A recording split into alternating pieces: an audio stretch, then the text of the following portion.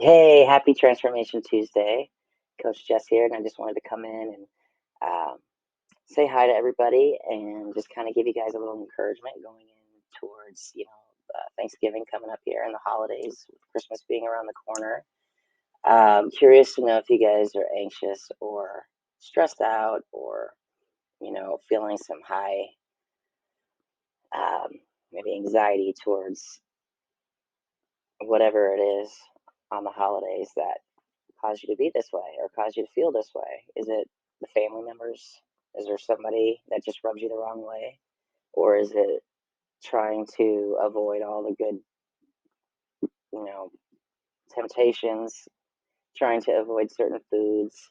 Who's causing themselves that that anxiousness as they start heading towards Thanksgiving? Anybody else besides me? And I say that because my family hasn't gotten together for several years for the holidays. Really since before the pandemic started. I come from a blended family. So my mother married my stepfather, who had two daughters prior to their marriage. And my mother has two kids, me and my twin sister. Um, and, I mean, gosh, it's been around, I guess, at least around 20 years they've been married. Uh, it has not been an easy road coming from a blended family and trying to be fair, try not to have, start drama. There's always something, it seems like. Anytime we would get together for the holidays, it was just so not enjoyable. There was a time it was enjoyable, but when my sisters, you know, got married and started having children of their own, things started to change. So things haven't been the same, during the holidays, and it hasn't been fun for a while now. And I hate to say that, but I would dread going to my family's house for Thanksgiving or Christmas because I feel like there was always drama, there was always tension. It was a horrible environment, and there came a time that I was just so tired of going over there just because it was a holiday, just because we're supposed to. Why? If I'm coming over and I'm forcing myself to be there and I'm not having a good time, I'm uncomfortable, there's tension, it was just miserable. And I just got tired of it. So when the pandemic happened and, we were all isolated for so long, it kind of helped me put into perspective uh, things that just don't serve me. Uh, I was able to take that time to really kind of put things in perspective and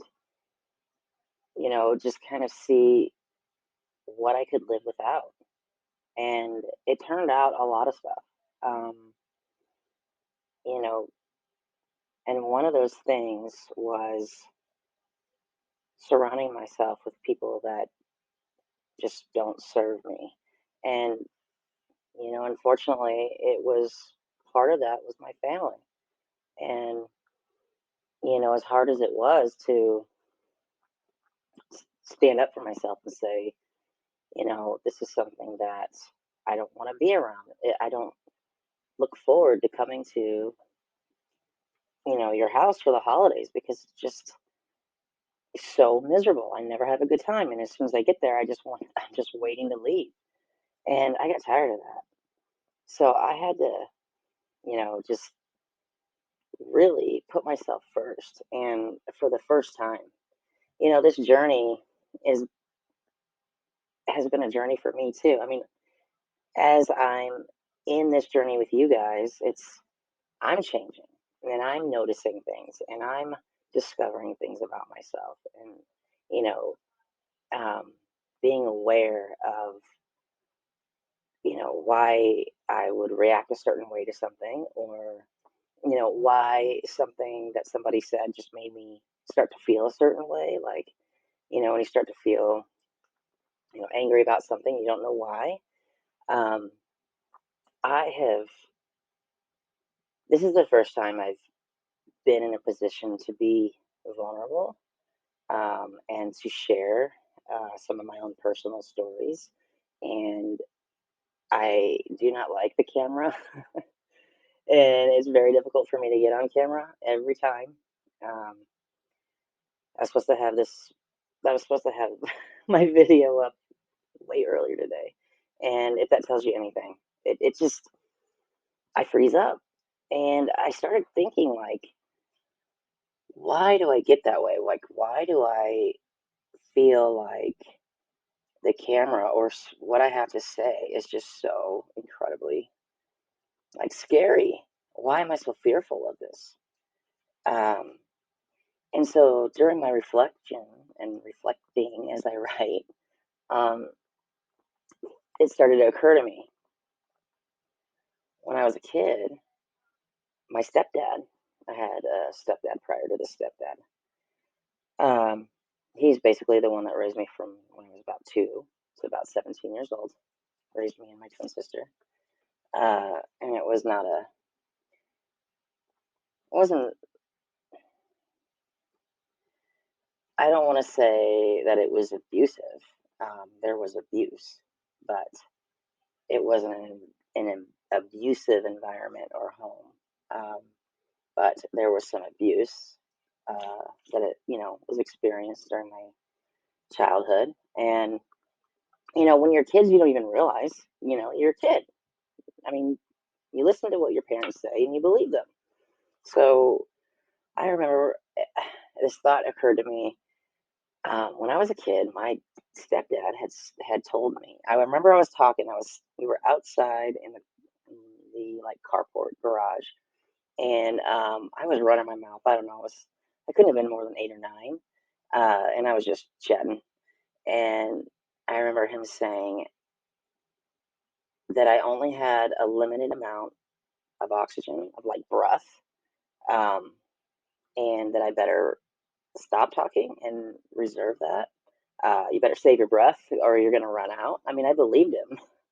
Uh, so it's funny that that occurred to me because I hadn't thought about that in a very long time.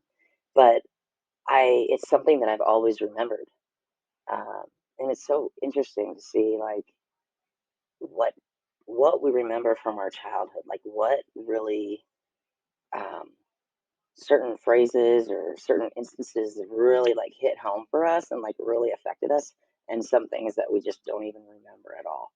Um, but for me to remember him saying, uh, "You need to stop talking because you're going to waste your breath, and you only have so much breath in your life."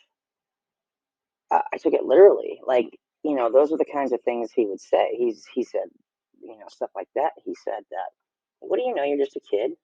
Your opinion doesn't matter." I mean, it was always like children had zero say in anything, opinion, comments, anything. We were just kids. Not thinking much of it when I was a kid because that's just how I was raised. Here I am, 42 years old, and am camera shy. And fearful of speaking in public, afraid that maybe what I have to say isn't um, worthy or important enough, whatever it is. And I'm like, why do I feel this way? Like, why do I feel like some kind of imposter when I'm on camera? And I know that I have a lot of things that I could say that I know this about myself, but when it comes to being in front of a camera, I want to lock up. I don't want to talk. I want to shut down. But I know that this is so necessary for me because this is a part of my journey. This is a part of my growth. But why do I feel this way? And over reflecting, come to find out, it's because I was raised to believe that my opinion did not matter, that I only had a certain amount of air in my lungs to be able to talk, and then at some point it would run out, which, I really took literally. I mean, I really believed him. These are things that I believed. And I grew up thinking that way and not knowing any different. So there's no wonder, you know, this is something that's really just kind of hit me these past couple of weeks, as I've been journaling and kind of reflecting, and I really want to be um, the best version of myself that I can possibly be. But in order to be that, I have to, confront some of these roadblocks, these mental roadblocks. Like, why are we so hard on ourselves? Why are we so bad to ourselves? You know, it totally made sense to me that no wonder I didn't want to say I don't feel like I have anything to say. That's always, and I know that I do, but inside, from how I was raised and believed, I just believed it to be true, and I grew up that way. I never thought, a second time about it. It was just okay. Opinion doesn't matter. I'm gonna lock it up. I'm not gonna talk. You know, and so that actually transitioned into my adulthood, and the that being one of the reasons I truly feel that um, I've not been a very transparent person in my life. I was always, made to believe that anything that is, um, I guess, it's kind of a weakness to be anything but this, perfect. Uh, always do all the things right, doing all the exercise, doing all the nutrition. Like when I would coach clients one on one in person, and I still do on the side. Uh, I hated the feeling of not being able to be genuine. Like you had to live up to this image of perfection, and I didn't like that feeling. That felt imposterous to me. That felt fake. But that's just how it was, because if I felt like if there was any weakness shown, then your credibility was uh, gone. So now that I'm in a position here, this is the first time like I am kind of discovering these things, because I'm learning and growing too, just like you guys are. And like Sarita always says, you don't know what you don't know. And how are you going to ever know unless you are intentional about it and you make yourself aware? Um, and I really want to make myself aware of why I have certain triggers.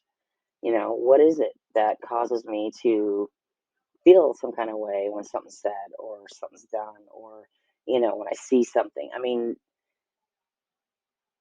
I am learning every day, and this is it's so eye opening. Um, I just want to be vulnerable with you guys, and I want to be transparent. You guys do it. I have no problem with doing it too. I want to be that way. I want to share my stories with you. Um, so much growth has happened just in such a short time, and it's amazing what will happen when you allow yourself to just your heart to just truly open up, and your mind to you just have that growth mindset, and you just want to be you make a commitment to yourself to be the best version of yourself that you could possibly be, and just be open to everything that's just coming your way. Embrace it. This is how we grow. These are ways that we change, and it's so, like, to me, it was like a sad aha moment. Like, wow, no wonder I feel that way. Like, I was told I didn't have an opinion. Like, no wonder. Like, it just totally clicked. Um, so that's something that, because I've felt that way my entire life, this is something that I'm going to work on. I'm going to work on being vulnerable with you guys, and I'm going to work on being transparent, because I want to share, you know. Um, in hopes that if even just one person is inspired by something or it just clicks for them, and that's worth it to me. You know, I know I'm in the right place, and I'm so blessed to be here. And you guys bless me just as you guys feel that you're blessed by your accountability buddies and your coaches, Aaron and Sarit. Um, I feel so incredibly blessed by you guys too. So, with it being Thanksgiving coming up this week, I am so very grateful for you guys in this community. And I just have this big, immense love for you all. And my heart goes out to each and every one of you. If you are going to be subjecting yourself to something that you don't necessarily want to be around for the holidays, like I urge you to consider putting yourself first if something doesn't serve you. Whether that mean whatever that mean, whether that mean not going or maybe staying away from a certain person or a certain thing, whatever it is. But I just really encourage you guys to put you first, put yourself first. Love yourself first. You matter. You matter more than anything. Because if you're not, you know, the best version of yourself, then, you're limited to what you get to be around other people and who you are to other people. Um, so if there's something that just doesn't serve you this holiday, you know, don't do it. Don't subject yourself to anything that's, you know, abusive, toxic, negative. All of these things just they just weigh heavily on you, and you don't have to be a part of that. I just want you to know that I've been there. I understand completely, and I hope I have a good story next week for after the holidays when we've spent time together. It's been a rough road for all of us in our family. There's been a lot, but we'll see how it goes. Um, the main thing is, I guess, we're getting together, and hopefully everybody's kind of just grown up and decided to just let bygones be bygones and have a great holiday together. We're family. We only have one family. We can't choose them, but we do only have one. Um, so you guys have a great holiday. Stay strong. Be prepared. Give yourself grace. And, I look forward to seeing you guys next week. Take care of yourself and remember to love yourself first because you deserve that.